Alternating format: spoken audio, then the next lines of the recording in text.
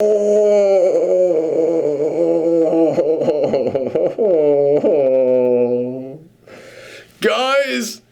I don't know what to tell you. This year's E3 stunk. It was bad. This was one of the worst E3s I've ever seen, and it was during the year when everyone was wondering if E3 was dead. Sony had the right idea skipping out this year. Everything was just mobile games and live services and new programs and streaming services and TV shows. And you want to know how bad this year's E3 was? Square won it. The people who last year just showed us a bunch of trailers we had already seen, and The Quiet Man, they won it this year just because they showed us Final Fantasy VII and that Avengers game, which I don't even still know what that Avengers game is going to be. This year was awful. There's only one conference left.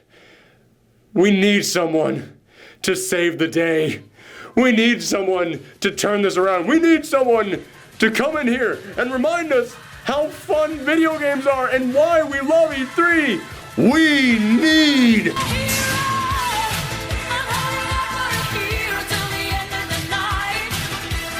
I would have kept going with that joke, except I've already been copyright claimed once this E3 by Bandai Namco. I'm not gonna let Bonnie Tyler come in here and take my money as well.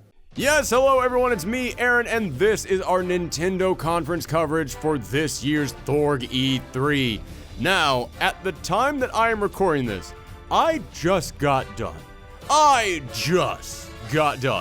recording my thoughts on Bethesda and on Ubisoft. So in other words, I was at my lowest.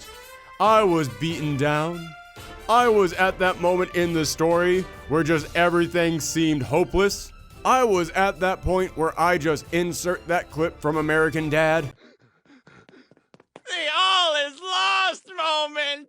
But Nintendo came rolling on in here, and I'm not gonna say they saved all of E3, I don't know if anything could do that at this point, but they certainly turned things around. They gave me the conference that I wanted to see. Their conference was half the size of everyone else's conference, and not only did they show off almost more games than anyone else, Xbox is the only one who showed off more games than they did, but they knew to get in there, shut your mouth, and just show me the games. Just show me all these games. And it wasn't like they just showed Nintendo games. In fact, they hardly showed any Nintendo games. They showed a bunch of third-party things, which it's nice to say that sentence at a Nintendo conference again. But they came in here and they showed a huge variety of games. At so many of the other conferences, it was like, okay, well, if you're into these games, then I'm glad that you have those games.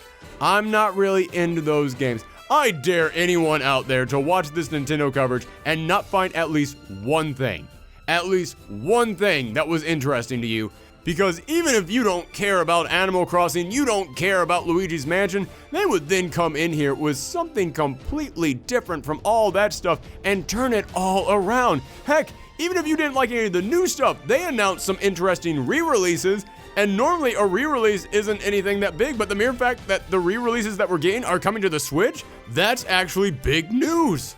And again, I point this out during every conference, but Nintendo, they're the only ones who actually do it.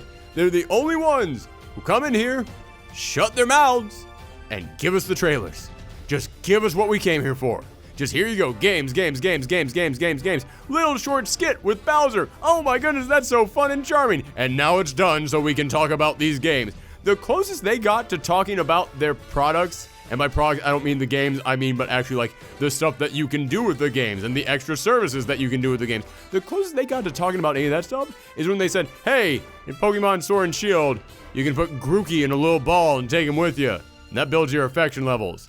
Isn't that cool? Done. That was it. The rest of this was games. And I'm not saying that they didn't have any extra stuff to talk about with their games. I'm saying they did that at the Nintendo Treehouse. They knew we have a channel running for days on end now where we get to talk about these games and get to show them off and go into more details about them. If you want to see that, you have a place to do it. You're not here for that now. You're here to see the games and to look at them and go, oh man, that looks pretty darn cool. And they did that. I put up a poll on Twitter and I asked people who won E3. I said Microsoft, Nintendo, Square, because shockingly enough, I do believe Square came in second place this year, or other. Other got like 5%. Microsoft and Square both got either 12 or 13%. And then Nintendo had almost 70%. Like, it wasn't even close. But let's go ahead. Let's get into this. Let's actually talk about what they showed off. And I'm going to try and move through all this stuff quick, because I actually did an itemized list of everything I want to talk about here, and I compared it to the itemized list of everything I want to talk about in the Microsoft thing, the thing that went on for an hour and 40 minutes and showed off over 60 games. I have more things that I want to talk about in the Nintendo conference than I had in the Microsoft one, and I remind you, the Microsoft one went on for an hour longer than the Nintendo one did. God dang it, there's so many things to talk about here that I want to talk about. Alright, it began with the new Smash Bros. Reveal, and this had already been kind of leaked because people did some data mining and they found that a Dragon Quest character was going to be in here, so they all assumed it was going to be the original Dragon Quest hero.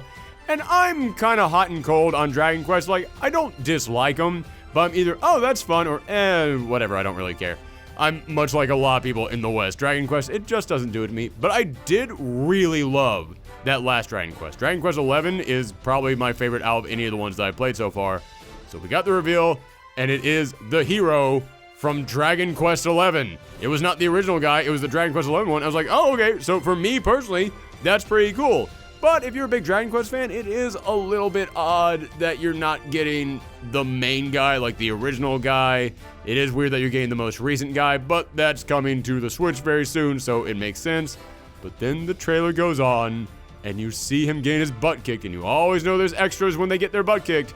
And it's revealed he's not alone. When they said that in Smash Bros, everyone is here, they weren't lying. Because, yes, the original Dragon Quest hero shows up. And then the Dragon Quest hero from Dragon Quest 8, one of the most popular ones in the whole franchise, pops up. And then another one who I don't know anything about, but I've seen him on posters before, so he's clearly a big deal. All of them pop up. So you're going to have 4 different characters you can use in this, and I looked at that and I went, okay, so it's going to be different skins on the same character, kind of like they did with Bowser Jr. That's smart. That is a great thing to do because they're all, of course, going to play very similar to each other. But then you see that they can use spells, and I love that when you use the spells, you're actually selecting them from a little menu. That is crazy. It's a menu just like in the game. The level of detail that they put into Smash Bros. Always impresses me to no end. But I couldn't help but notice there were a lot of different spells in there. And I'm wondering, are you going to have the 4 different skins use 4 different types of spells? Are you creating a different build for each of these characters? You actually did give us multiple characters. They're not just skins. It's almost like you get one new character and then half of 3 other new characters. That's insane to me that they're going to do something like that.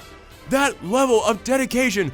Oh my god, I know I already said it, but the limits that they go to in creating Smash Bros. Characters that aren't just characters from other games. No, it's not that they're just characters from other games, it's that they feel like characters from other games. They take the stuff that we like about characters in other games, and they try to capture that as well as they possibly can in Smash Bros. That is why I love this franchise so gosh darn much. And again, I know that Dragon Quest isn't that big of a deal here in the West.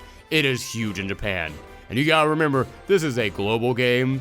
So yeah, we're gonna get Banjo-kazooie, which I will talk about that in a second. Japan is going to get Dragon Quest. This is huge. This is a massive announcement, and I'm so happy to see it happening. Next up, we got Doug Bowser showing up for his very first Nintendo E3 conference. This is his first time really appearing in front of all of us ever since he ended up replacing Reggie. And I love that they just leaned into the fact that his name is Bowser. We all knew they would have to acknowledge it at some point. And the fact that Bowser comes out there in the tie and he's just and he's about to snap his fingers like they do for the Switch. And then Doug Bowser comes in here and they do a funny little skit with that. Oh gosh, that's so charming. That was so gosh darn charming. Man, it's weird to me that in a 40-minute pre-recorded thing, Nintendo can still come in here and do better stuff with just the presenters of their stuff than we see from these other conferences where they let people stand up there and talk for just minutes and minutes and minutes on end. Oh god. Okay, so that has nothing to do with games. I just had to come in here and acknowledge Nintendo knows showmanship, and I love that about them. Next up, Luigi's Mansion 3, we found out it's coming out this year. I think that's the first time they ever announced that it was coming out this year. We still don't know the exact date, but yeah, I expected that to be like 2020. So the fact that's coming out this year, I'm very impressed. I love the original Luigi's Mansion. I never went to any of the sequels or the spin-offs that they did, but I do love the original one, so I can't wait to get my hands on this. And I enjoy that they took the time to explain all the new mechanics in here, but it never felt tedious. It never felt like, okay, move on to the next thing. They went through that thing quick. And even as they were explaining it, they gave it personality. Like the announcer was talking about his abilities, not like someone on stage like, in this game, you'll be able to do this thing with your character because we want to create a system of feeling like this. No, they had the spooky guy going, Luigi is trapped in a mansion, but with the new Poltergust 2000, he can come in here and defeat the ghost using this plunger. Yeah, they made it fun. They made what is tedious in other presentations really fun and charming. I wanted to see all the different stuff that Luigi could do. And they included Gooigi in here. And I know that's something from the 3DS release, and I know a lot of people aren't that happy with Gooigi. Or maybe they're just not happy with the 3DS release, but I was looking at this like, whatever problems people had with Gooigi in the 3DS release, it looks like they solved it in this, because this looks really darn good. I like this idea that if you're playing this with two players, one of you can be Luigi, one of you can be Gooigi, but if you're playing the single player, and you need Gooigi to solve some kind of a problem, you can basically just take a nap with Luigi, while Gooigi goes and does his own thing. It reminds me of when I play Overcooked. If I ever play that by myself, it's kind of the same thing where one of you does one thing and then you can just switch controls. I like that. I like they came up with a very easy way to be able to do both these things, whether you're playing co-op or whether you're playing by yourself. And speaking of co-op, there's another thing in there, Scare Scraper, I think they called it. Yeah, where it's basically just a big multiplayer funhouse where you and other Luigis can team up. And it looked like you could have up to 4. But remember, each of you can also have a Gooigi in there. So you basically have like 8 different colored Luigis running around this area. Basically in just a big multiplayer we search around for Toad thing. I love this because I look at that and I go, that looks like a fun addition. But at no time does it look like they had to stop work on the main game in order to dedicate resources to this.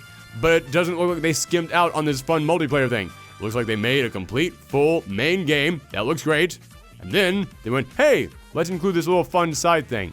So, yeah, Luigi's Mansion 3, I am all on board. I'm super excited. I can't wait to see more about this. Next up, Dark Crystal Tactics.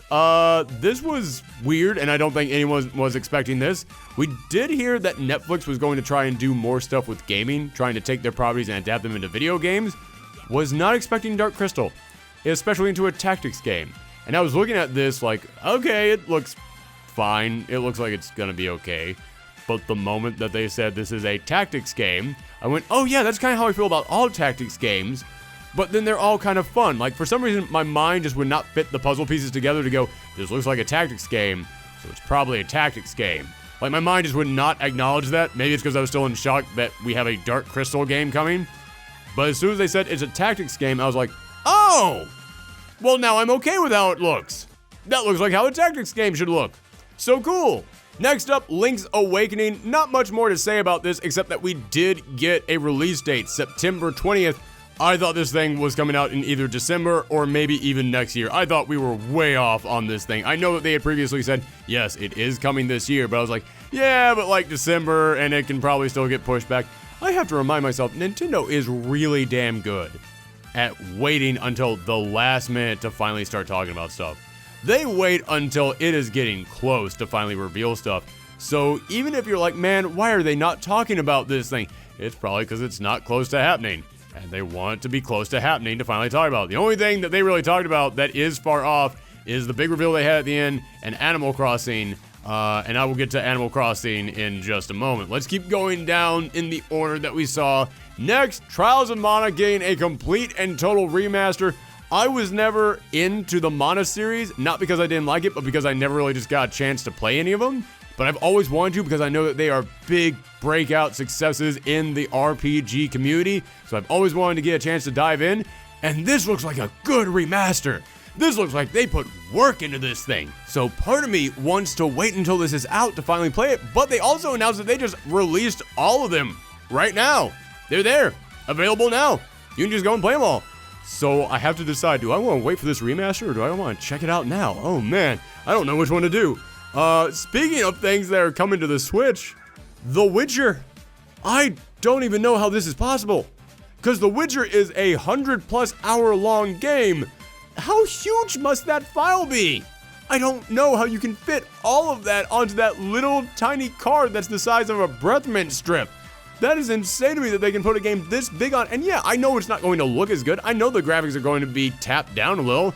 But I will take that sacrifice for the ability to take The Witcher on the go. And I own The Witcher and I still have never played it. Because it just feels so intimidating. I have it. It's in a little box. It's on my shelf. I have never opened that box because I keep looking at it like it's 100+ hours. I don't know if I can start that. That's why it is amazing to bring this to the Switch. The Switch is where all 100+ hour role-playing games should go. That's where all massive, giant games that you have to spend years working on need to go. Because if I boot up The Witcher on my PlayStation, and I get to a point where I'm like, oh my goodness, I need to stop, I'm probably gonna have to go to like a save point. I don't think I can just save wherever I am in that game. I don't think I can just save whenever I want. Maybe I can, who knows? But I know that with the Switch, I can just leave that thing running. I don't even have to turn the game on. I can leave that on, and when I'm done, hit the power button, put it in the dock, it's done. Do I have 5 minutes that I'm free and I want to play it again? Pick it up, turn on the power, I'm exactly where I left off last time, play for 5 more minutes, turn it off, put it back down. That is why 100+ hour long games are so good on the Switch. I don't feel that commitment to sit down and play it for 9 hours a day. I feel like I can just play it completely 100% in my free time. Also, I know this one is just specific to me, but I live in New York, so I take public transportation everywhere. I'm on the subway for 45 minutes if I want to get into the city. Yeah, man, that's a good place to bring a 100-hour-long RPG. Put that in my bag, bring it on out, play 40 minutes of The Witcher, bam, I'm in New York now. Great, perfect, wonderful. So, in other words, I have a decision I have to make. Do I want to play this game now that I already own on the PlayStation? Or do I want to wait till it comes out on the Switch? That isn't a rhetorical question, by the way. I'm actually asking for advice on this one. Let me know your thoughts in the comments down below. Next up, we got to see more of the Fire Emblem game. It was just a cinematic trailer. It's weird that it was a cinematic trailer when we are so close to its release. It feels like now's the time to really show us a lot of gameplay. So I am a little bit weirded out that we haven't seen more, but we have seen some. And if you know Fire Emblem, you know what you're getting into. And I'm into Fire Emblem, so I know what I'm getting into. And listen, man, I like Fire Emblem. So all I really need to know is that there's a new Fire Emblem game. I like these character designs. I like the concept behind this one, that you all went to school together, but now you're part of different countries that are warring together. So now you have to decide whether or not you turn on your friends or, you know, who you form alliances with. I think it sounds incredibly cool, and it comes out in like a month. So yeah, I don't have to wait long on this. Next up, Resident Evil 5 and Resident Evil 6 are being re-released on the Switch, and remember how I said even if it's a re-release, it's interesting that it's coming to the Switch? Yeah, this is a perfect example of that, because a lot of people consider this to be like the lesser 2 games in the Resident Evil series, at least as far as the main series goes. Resident Evil 5 is a great action game, but it's Resident Evil. It's supposed to be spooky, and Resident Evil 5 is not spooky. It is just a hardcore action game. Resident Evil 6 is kind of a mess. Yeah, that game is, I'm not gonna say it's bad, but it certainly is not good. I do not like Resident Evil 6. It's probably the worst reviewed of the entire main series. So why should we be excited that these are coming to the Switch? Because we didn't think they'd be coming to the Switch. And now, if you are a massive Resident Evil fan, if that is like your franchise, and you have to have all of them, well, now you got 2 more of them out there. Now you got Resident Evil 0, Resident Evil 1, Resident Evil 4, Resident Evil 5, Resident Evil 6. So really, you're just missing 2, 3, and 7. And I think I even heard that over in Japan, where they have way better internet, they're actually trying to stream Resident Evil 7 directly to people's Switches. I heard that's something that they were testing out. So maybe soon that will be a thing that you'll be able to do. Also, I will say, just for that announcement, the trailer went on way too long, but it was a fun trailer. I really did dig that trailer that they had of them going into a spooky house with the Switch. I think that was a really darn charming trailer.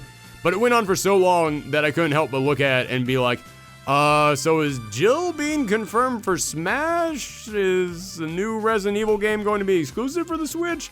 Yeah, it was kind of disappointing that that's all we got out of that, but if they had just announced that those two were coming out, it would still kind of be a cool thing. It would still be cool that, oh hey, 2 more of the main series are being added to the Switch. I'm glad to see that.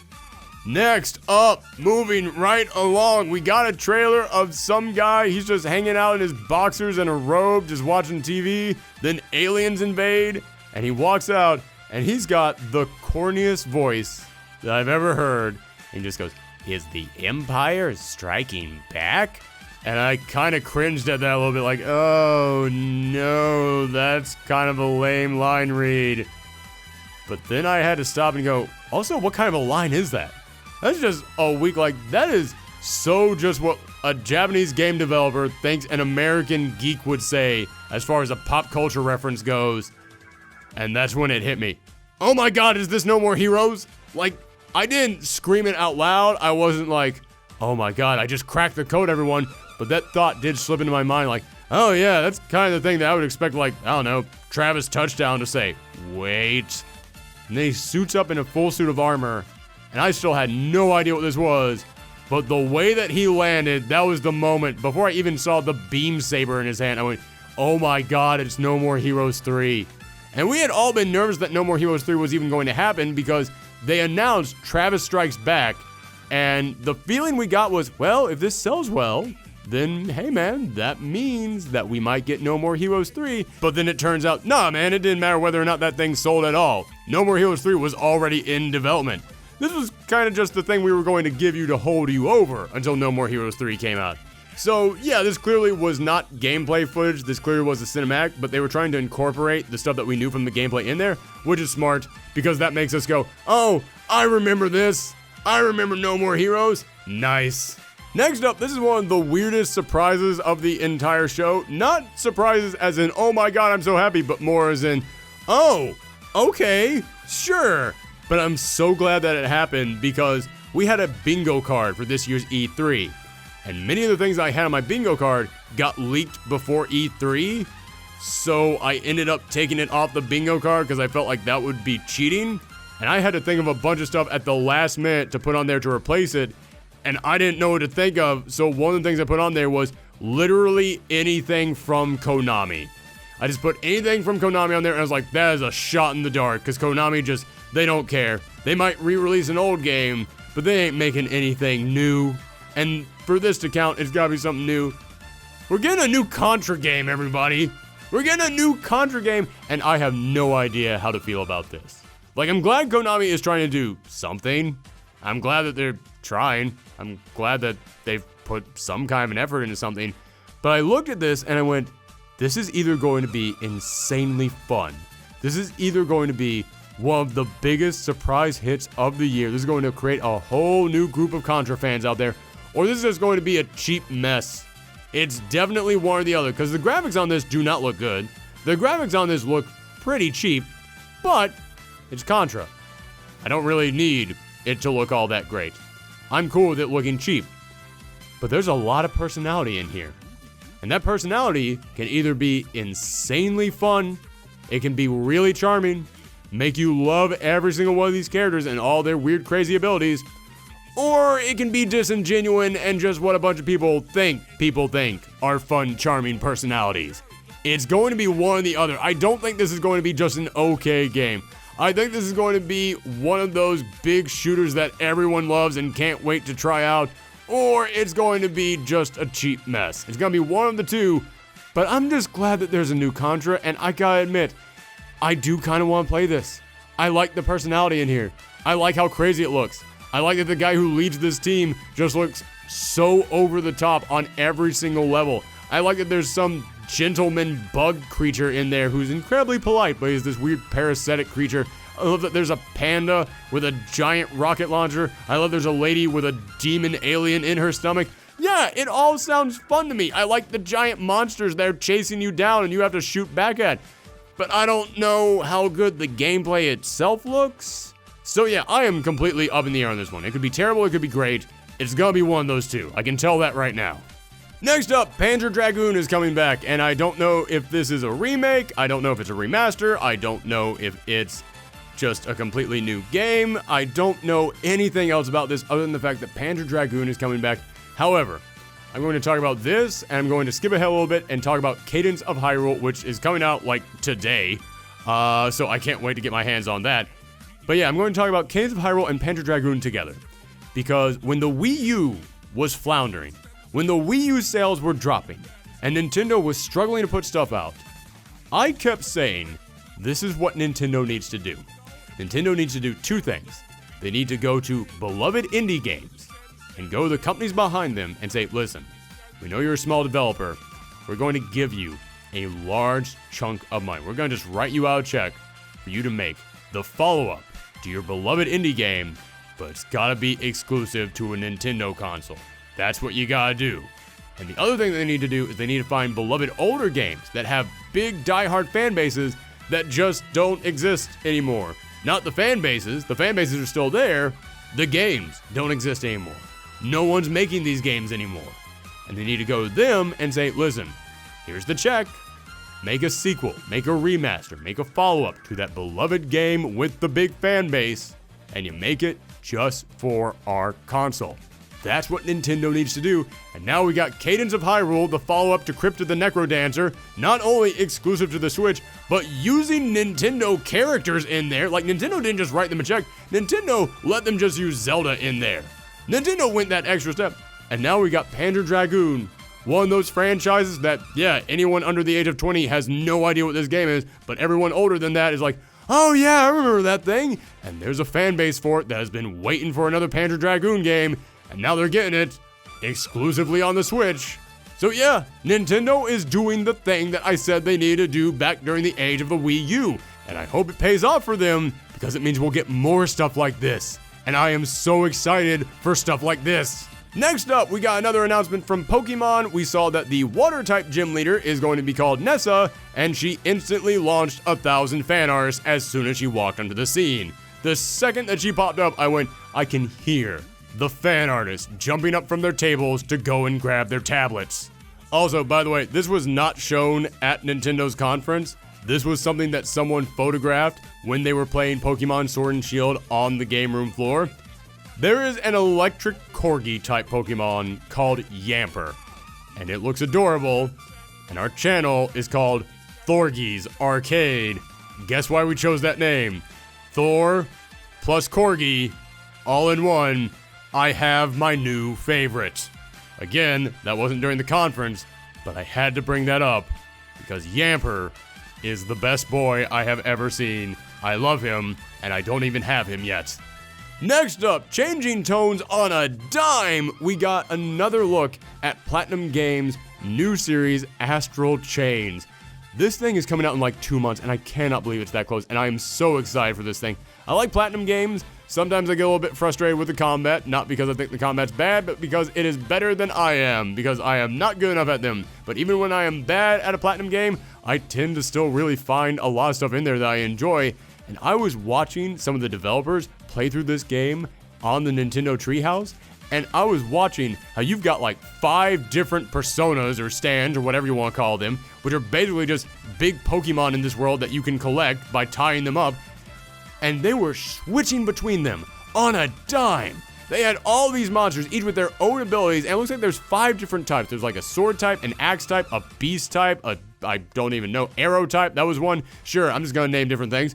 But each of them had their own different abilities that come in handy in different situations, and they were going into a giant, massive boss fight with it, and they were switching between them on a dime. They were going in there to attack close range, switching immediately over to the axe type, so that way that they could guard. Then when they were long range, just switching over to the arrow type. The combat in this thing looks amazing, and I love how you have this thing in there that it almost looks like it was in development back with the Wii U. Back when you could draw on the touchscreen, because there's a thing where you can control both your character and their stand persona, whatever you want to call them, and you get to fight with both of them at once, but you're tied together by a chain, because as I said, these are giant monsters that you're basically going in there and capturing and then forcing to fight for you, which sounds bad, but they're giant demons that are trying to take over the world, so I don't feel that bad about it. But you can go in there and then wrap up the other demons with the chain that connects to them. Like if you circle around them with your persona stand, whatever you want to call it, you get to tie them up, and they're then trapped there. And you can do that to the really big bosses by tying up like one part of them at a time. Again, this feels like they had this idea back when the Wii U was out and just didn't get to come out on the Wii U, and I am very happy about that because that means it's going to come out on a console that people will buy because this thing looks amazing and I want it to succeed. I love that Nintendo is getting third parties to come in here and make stuff just for them that looks like stuff that people besides the regular Nintendo crowd really want to play. Next up, another game that's coming out very soon, Marvel Ultimate Alliance. This was the trailer that revealed that Elektra's gonna be there, Ghost Rider's gonna be there, Elsa freaking Bloodstone is gonna be there? For anybody who doesn't know, Elsa Bloodstone is the #1 monster hunter in the Marvel Universe. She is like the ultimate werewolf vampire hunting down badass. Like if you need vampires taken down, Blade's good, but Elsa takes down vampires, werewolves, Frankensteins, ghosts, everything that you can think of. That is her job. I am so happy to see her popping up inside Marvel Ultimate Alliance. That is insane to me that she's going to appear in this. However, there is something that they showed off at the end of this trailer that has me a little bit nervous. I can't lie, I'm kind of hesitant now about this game. Because, yeah, there's gonna be a lot of characters in here, and that's great. But at the end of this thing, they said, and sign up for the expansion pass to be able to play as Marvel Knights, X-Men, and Fantastic Four. And I'm fine with you selling me like DLC, as long as you give me a good starter base. I'm fine with additional characters as DLC, and I'm sure that this thing will have a large roster to begin with. But one of the things that got everybody really excited was, oh my god, the X-Men are in this. We finally get to have the X-Men back in a thing. The X-Men were not allowed in many Marvel things for a while because Disney was being a big jackhole, and they were basically coming in here and saying, you can't do that because we don't own the movie rights, but the X-Men were going to be in this. And then at the end of this trailer, they say, if you want to play as the X-Men, get the expansion pass. And I was like, so the X-Men are DLC? But I was watching them play through this in the Nintendo Treehouse, and it showed that, yeah, Wolverine, Storm, Psylocke, Nightcrawler, Beast, they're all in there. A lot of the characters that you saw in the previous trailers, they're there. But you have not yet seen that Colossus, Cyclops, Deadpool, and a couple other mutants are also in here. So what I'm thinking is that you will have X-Men that you can play as in the game. And there will be even more X-Men that you can play as in the expansion pass. And you know something? I'm okay with that. If that's what it is. If it's that all the X-Men are in the expansion pass, that's cheap. And that's dirty. But if you come in here and go, hey, X-Men are in the game. And there's also X-Men DLC. Well, that's just double X-Men. That seems like you're coming in here and trying to apologize for taking the X-Men away in the past. You're giving me double X-Men. I'm okay with that then. Okay, we are almost done, and thank God for that because my voice is wrecked. I have been recording these E3 shows non-stop, so let's go ahead, finish this up. Sonic and Mario at the Olympic Games. I've never played any of these because they never looked very interesting to me. In all honesty, despite how epic the crossover between Sonic and Mario should be, these always look like shovelware games to me. They always just look like, well, we need something to tie into the Olympics. Whatever, it doesn't really matter. But I gotta say, this actually looks kind of good to me. Like, this actually looks like the best of any of these Olympic games I've ever seen. This actually looks like it could be fun. It's got a lot more personality to it. The graphics look way better than they ever have before. Out of all the Sonic and Mario Olympic games, this is the one that actually looks like something I'd want to play. And there's one thing that I actually have a question about. There is one moment in there in which you suddenly see it switch to old school graphics. All the characters' designs look really old. Is that just a different way of playing it? Is that a different mode? Or is that like a little tiny thing where if you're in a race and it comes down to the photo finish, that's the photo finish? Like, is that what that is? I don't know, but it looks really darn cute and really darn charming, and I kind of want to know more about that. So, yeah, Sonic and Mario at the Olympic Games. If you like these, cool, there's another one. I never got into them, but this one actually looks like I'm interested in getting into it. Next is Animal Crossing. I like that the premise for this new Animal Crossing is that Tom Nook runs a vacation resort, and then he cons you into going and sign up for the vacation resort. And when you arrive there, you discover there's nothing. It's a barren, empty island. You are there on a deserted island. That's what he sold you as the vacation resort. And now it's up to you to basically build Tom Nook's vacation resort. It's basically up to you to build the thing that he tricked you into signing up to go and visit. And he still charges you a bill for it. Tom Nook is confirmed to be the worst Nintendo villain of all time. Now, I know a lot of people are really upset that this thing is delayed until March. And I can understand that. You guys have been waiting on this game forever. You've been waiting so long on this game. However, we talk about this a lot on this channel, but crunch is something that is destroying the video game industry. We are hearing stories all the time of developers just working 100-hour-long weeks. They are breaking down. They cannot take the stress anymore. It is just wrecking their lives. And so often, these games that have massive crunch times, they get released with tons of problems and they don't function and they're not all that fun. And I'll be honest with you guys, Nintendo has nothing planned for December right now, as far as we know. They have nothing planned for that Christmas season. I have a feeling like this was going to be their Christmas release. So really, it's only being pushed back like an extra 3 months. So the way that this looks to me is if the price of this game actually functioning and no one breaking down in tears over stress at Nintendo while developing this is the game comes out 3 months later, that's not a bad price to pay. I'm okay with that exchange. And for anybody out there who is not okay with that exchange, I would tell you to just go out there and look up some of the horror stories of crunch time in the video game industry. It is a nightmare, and it is wrecking a lot of games. I'm so happy Nintendo isn't doing that. Nintendo doing video games right. Next up, we got a montage of all the other games that are coming out, and I'm not going to go through each of them, but I'll just say I love that there are so many games planned for the Switch, because I remember the dark days at the end of the Wii's lifespan and throughout the entire history of the Wii U's launch, where there was nothing, where you could go a month without anything on the Switch, and now it's just game, one right after another, just being pumped out. I am so happy to see that. And I will say, I'm not going to comment on all the games, but just to talk about one real quick, I'm very happy that Super Lucky's Tale is coming to the Switch, because as soon as we saw that thing, and we saw it was going to be on the Xbox exclusive, that just sounded weird. That just, Super Lucky's Tale is going to be on the Xbox? This cute, charming, made-for-kids game is going to be on the thing that we associate with Halo and Gears of War? That's kind of odd. That feels like something that would be on Nintendo console. Now it's going to be on Nintendo console. It feels like that's where it should have been this entire time. I would actually be very interested in seeing what the sales figures are going to be on Super Lucky's Tale on the Xbox versus the Switch. I really want to know what that's going to end up being. Now, there were only 2 more announcements left, and the first one is that there is another Smash character. Banjo-Kazooie is finally coming to Smash, and I'll just say, before I talk about Banjo-Kazooie, this trailer was awesome. I love that this trailer was just shot for shot, almost exactly like the old trailer. In fact, I was even like, did they screw up? Are they just showing us the old trailer? This is weird. Why are they? And then I noticed that King K. Rool was there inside the room with Donkey Kong. That was so cool. And made me go, all right, what's going to happen now? And I love that they followed the exact same pattern. And I was looking at this going, why are they just repeating the same one?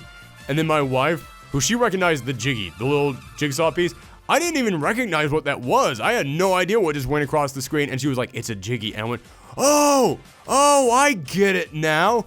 But why are they just repeating the same thing? And then she goes, because they're both Rare properties. King K. Rool and these Donkey Kong games from that era were made by Rare, the same guys who made Banjo-Kazooie. And then they repeated the exact same joke, and they had Dunk Hunt Dog pop up, and we were like, okay, we knew it was going to be a fake because that's what happened in the original trailer. And then Dunk Hunt Dog just does his classic laugh all over the place. I love that. Like, the level of character and personality. That is what I love about Smash. They don't just come in here and go, well, it's this character, it's this character, it's this character. It's the personality. They get so much charm and personality in every single inch of Smash, especially in the trailers. And man, when Banjo came in, I love that King K. Rool and Donkey Kong and Diddy Kong were just applauding like crazy. They just lost their minds and were just cheering insanely because they knew that's how the audience was going to react. I don't know if anybody has seen this, but at the Nintendo store in New York, they had a big party where everyone could watch the Direct.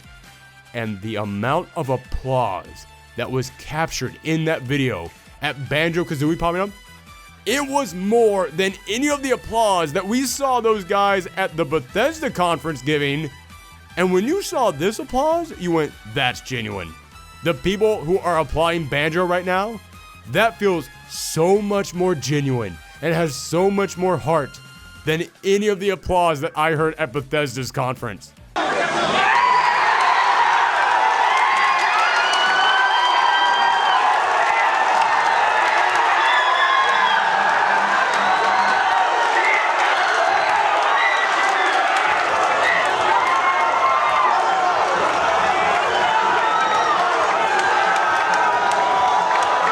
Like, people kept saying that the applause at the Bethesda conference, that was all just, that was plants in the audience. That wasn't real. They were being paid to do that. And I was like, I don't think they're being paid to do that. And I don't know if it was plants. But as soon as I saw this level of applause for Banjo at the Nintendo store, I went, oh, now I remember what real applause sounds like. And yeah, he looks good. He looks like he has got again, it's the charm. It's the personality.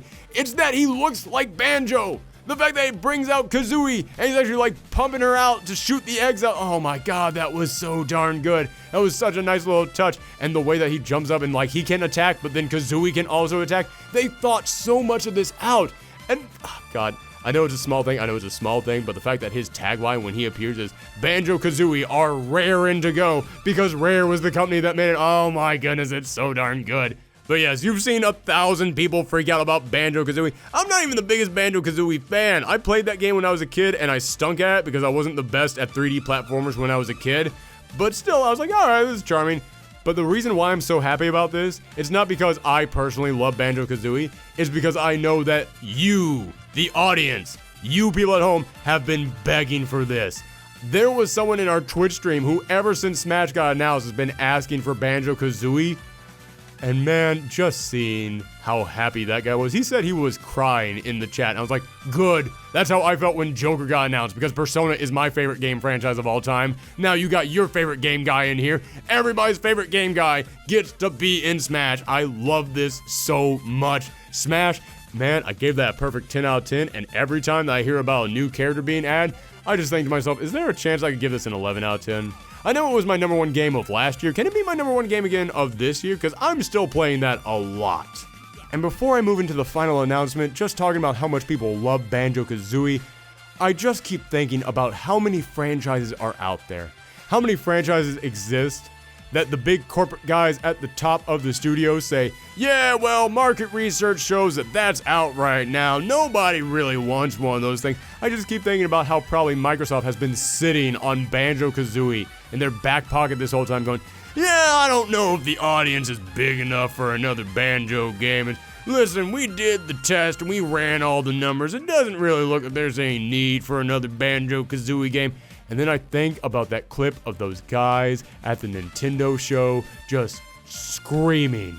Just those guys losing their mind at that. I just thought, show this to those guys at Microsoft. Show this to those guys in the suits who keep saying that, well, the numbers say that won't actually work. No, show the passion of this. Show that to these guys and then ask them, are you going to make another Banjo-Kazooie game?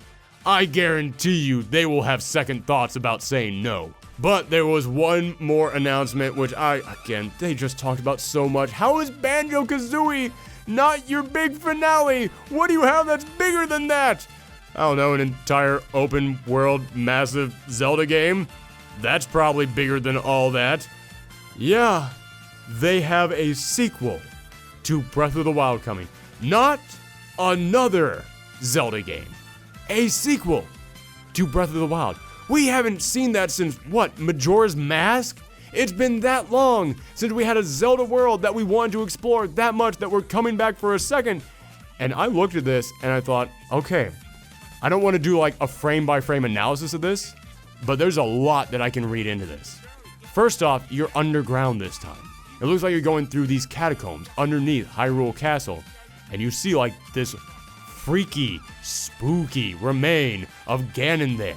Just his corpse that's like mummified, but you can tell that his ghost, his evil spirit is still residing inside there. And I think what is going to happen is this. I think after what happened in Breath of the Wild, where you went and you defeated the big ghostly spirit of Ganon, that was just his evil energy. He's still alive. That hatred, that evil, it's still just churning around inside that decaying, cursed body of his. buried deep beneath Hyrule Castle. So to make sure that he doesn't come back, you can't just defeat that spirit, you gotta take out the source. That evil still exists, and it will come back unless you can go down there and find the source of it all. So that's why I think that this game is going to be. I think it's going to be you and Zelda, which, man, I hope that Zelda is actually playable in this one. I'm so tired of always having the character that you have to rescue. Anytime that you have a character who you repeatedly have to rescue, I'm always like, when did she gonna get a chance to kick a little ass in here? And now Zelda isn't just in here, she's got short hair, and I know it's kind of a stereotype, but typically whenever a character goes from having long hair to short hair, it's typically like that sign of, alright, now I'm ready to join the fight as well. So I think we might have a Zelda game here, where you get to play as both Link and Zelda, and rather than exploring the big open wide world of Hyrule, you're exploring all the tunnels underneath Hyrule. Because the previous Legend of Zelda game, Breath of the Wild, it didn't really have classical dungeons, which I like. I like that they spiced it up. I like that they did something different in there. But looking at this, you see some big spooky catacombs and big underground mines and dungeons underneath Hyrule. I think this will be a little bit more of a classic Zelda style, where you are going through these different dungeons, but I think they're still going to have a little bit of that open world element, because you still have all these tunnels underneath Hyrule. So maybe you can't explore everything, but there will be a map about as big as we had in Breath of the Wild, just made up of connecting tunnels underground. And I love this idea. I love this thing. I love that, again, for the first time since Majora's Mask, we're not just getting a sequel to a beloved Zelda game, we're getting a creepy sequel. We're getting something spooky, and I cannot wait for this game. Even though since we didn't get any date on, it's probably gonna be 2021. If I had to take a guess, I'd say 2021. But you know something? Fine, cool. As I just said with Animal Crossing, take as long as you need to make this game. Because again, unlike with the end days of the Wii, unlike with the Wii U, we finally have a Nintendo console where there's no shortage of games. I could get rid of my PlayStation, I could get rid of Steam, I could just play the Switch for years to come now, because we have so many games lined up. And darn it, there just aren't enough hours in the day to play them all. But I need to try. I gotta get back on that Switch right now. There is cans of Hyrule for me to be playing. I'm gonna check that thing out. Thank you guys very much. Those were all the conferences that we're going to talk about, but it's not the end of our ThorgE3 coverage. No, I'm going to do another video talking about all the things that I didn't get a chance to talk about, like all the little trailers that popped up, or things like the EA conference, the Square conference, things from there that I found interesting. And we will also be giving our final thoughts on E3 this year, talking about, just how not great everything that wasn't Nintendo was this year. I'm kidding about that. Microsoft was alright. Square was pretty darn good. That wasn't bad. Nintendo, fantastic. But yeah, it was kind of a lacking E3, which is why I'm so happy that we went out on Nintendo. Nintendo, the heroes that video games deserve. Thank you guys very much. Let me know what you thought in the comments down below. You can watch our reactions to each of these conferences over at twitch.tv/ProfessorThorgy. And if you want to see our future videos, then make sure that you click that subscribe button, ring that bell, or follow me on Twitter at ProfessorThorgy or at Thorgy's Arcade. Thanks for tuning in, everyone. Come back next time. Bye.